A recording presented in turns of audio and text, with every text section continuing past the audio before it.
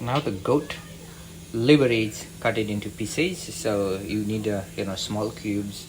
So I'm gonna use a little bit of at least one tomato here, and a little bit of garlic, onions, and yes, a little bit of the ginger roots, and then 2 cloves of garlics.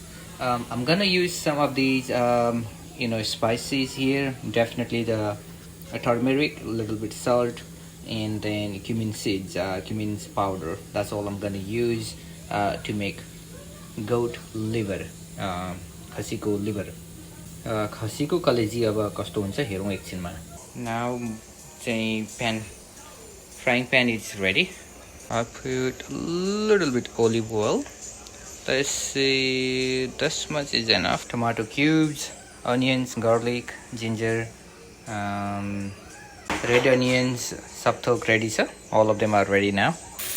I put the red onions and ginger and garlic.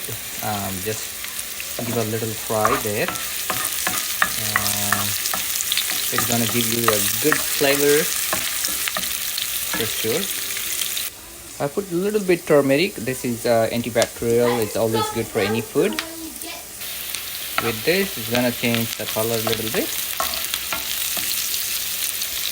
Now you can see them slightly brownish. It's time to put the goat liver, khasiki liver. So let's fry them for a few minutes. Just a few minutes fine, and you can see the color has been changing. Now it's time to put the salt and half a spoon of cumin powder. The same time I put the green onions and tomato cubes as well. So I fry another 5 minutes. So after cooking for about 5 or 10 minutes, you can put the cover so that it can cook better way. So I put a cover here. Now this is almost ready to serve, but I want to make it a little bit soft. So maybe we can cook extra 2 more minutes. So I put some water here to make it more soft.